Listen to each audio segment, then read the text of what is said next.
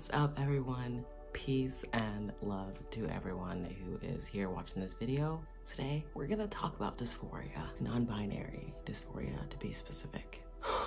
This is hard for me to talk about, but we're gonna work through some things in this video together. Before we really dive in to everything, give this video a like, subscribe to the channel. I'm trying to put out new videos every week. Let's see how that goes. Trying to balance like a full-time job and everything. Just, we're heading in a new direction and we're on this journey together. Enough rambling. Give this video a like and subscribe to my channel if you want to see more videos about non-binary identity, spirituality, and a whole bunch of other stuff. Just wait and see. You're not gonna want to miss it. I'm actually finding it difficult to talk about this for some reason. And I think it's just because I've been in a difficult spot recently with dysphoria. I think I oftentimes want to give advice or something like that, like have a helpful perspective on dysphoria or something, make this video unique. But I'm just coming from a place of honesty today, and I think I might rant a little bit because, you know, life is life and we live in a very binary world. Actually, after I say that out loud, it doesn't even make sense because we don't live in a binary world. Our world is non-binary. Our world is queer. Let's get into some definitions. So when we're thinking about dysphoria, we're really talking about discomfort. So when we're thinking about gender dysphoria, we're considering that a person is uncomfortable with the gender they were assigned at birth. And I really like to think about this as you not just being it's not only about your gender assigned at birth, because I don't know, I'm really just trying to think more expansively about the idea, but it's really just in your body, like the sex characteristics that you were born with don't align with the stereotypical sex characteristics that are assigned with the genders that are out there. For me as a trans person, it's like, what line do I fit on? When we're really thinking about non-binary dysphoria, you're not thinking necessarily so much about fitting into the opposite gender, which is what most binary trans people would fall into. So it's not like I was born with female parts and I just want all male parts or something. Sometimes the balance between that falls in the middle. And so I think that when you just fall in a territory that's not always marked specifically, just there's confusion. And it's not like your own gender is confusing. It's just like wrapping your head around the words. Yeah, wrapping your head around the words that really express the feelings that go on with like experiencing non-binary dysphoria.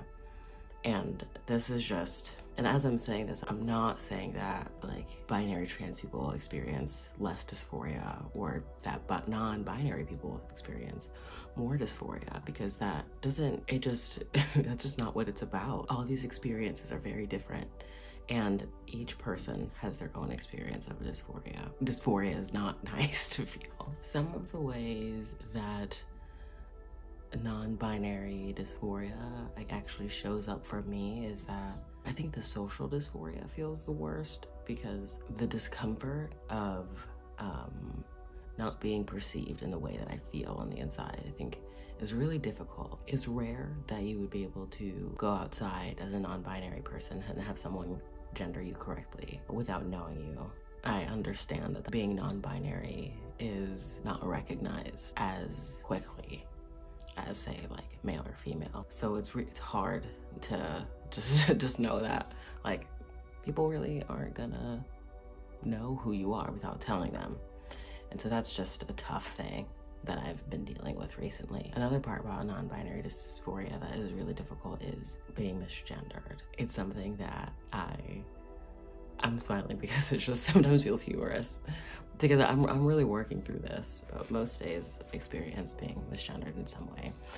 I've realized that I have to just rest with that and like be okay with that. It's something that I obviously knew before, but when you make a decision to choose to be not one or the other, I feel like it's like signing up for having to disclose yourself to other people, which is unfortunate. But it's like, it's what it is right now, and I'm okay with it because it means that I get to be myself. I chose to be myself before I chose how it would impact other people, and now I'm kind of learning how other people are dealing with it in my life, and you know, it is what it is. I'm learning to settle in the identity that I'm in, and I'll talk more about that in a little bit, but that's been difficult. Some other ways that my dysphoria shows up is with my chest. I think I talk about that all the time in my other videos. I've been talking about top surgery, and that's probably the primary source of my dysphoria, other than the social, I guess the physical dysphoria that I feel. There are times where I look at my body and I'm like, I have a lot of curves, and my brain is like, that's too feminine. But another part of me is like, I like being feminine. So I go back and forth. And think, like, when I say sometimes like this feels confusing, is because you get torn in like different directions. Like each day is like a different thing. And that's not how everyone's experience of being non-binary is. But this is just what it's like for me. It feels like you're moving in both directions or being torn in different directions. And sometimes I really just right now just realize that even though you're being torn in two directions, it's still the same expression. It's the expression of the same thing. There's just different ways that it happens to manifest from moment to moment. And it's like, man, it's such a cool experience to be able to live in this like non-binary space. And it's a really cool journey. Sometimes to me it feels uncharted, so it's scary, but it's exciting in the same time. I want to keep talking a little bit about what I'm doing to kind of move through this and trying to rise above this, because I'm in a place where I'm trying to manifest some stuff. I'm trying to really take control of my life, and spirituality is one of the ways that I'm doing that, because part of understanding who I am spiritually means understanding the structure of the universe, or how the universe works, or how everything works, because then I can understand my place, if that makes sense. So it's like a whole lot of discovery that I'm going through right now. As I'm really trying to honestly like align myself with the universe, I'm trying to understand how gender and my specific pools with gender and the discomfort that I feel with gender, like how am I having peace with that? Because I'm trying to walk through my day with like bliss and having a lot of serenity and being able to really resonate with the flow of the universe and the calmness of the universe. And sometimes dysphoria just gets up in the way of that, to be honest. And it's like I can have days where I feel so powerful and like on top of the world, so connected with spirit, and then the dysphoria comes in and I just kind of get sucked into that rather than getting kind of rising above or raising my vibrations in general. So what am I doing to try to continue to rise above these like lower density emotions of shame and like self-hatred that creep in? I have to be honest, because just because I'm like on this journey doesn't mean that I'm exempt from these intense feelings, but I'm being honest about them and I'm looking at them and I'm trying not to avoid them anymore. I will tell you that I was, but not anymore. This is how I am making this happen for myself. Having grace with yourself. I'm having grace with myself right now. I understand that to be human is to live this experience that ebbs and flows. So we have days that fall more towards the positive sense. We have days that flow towards the perceived negative sense. All these things happen in our day-to-day lives. That happens within me, within my actions, and sometimes I get caught up in my own feelings and my own emotions, and I get lost and I lose sight of what I need to be looking at. And what I can tend to do is really just get down on myself in those times. But doing that isn't gonna help anything. It's not gonna help me move forward. It's not gonna help me transcend So I have to have grace with myself. I want you to understand that every moment, like every breath that you take, is an opportunity for greatness. It's a new opportunity to do something different with your life. And I remind myself of that almost all the time throughout the day, because I need that constant reminder. I need to be feeding myself well with this kind of energy. On the same note, I am almost constantly using things to affirm myself.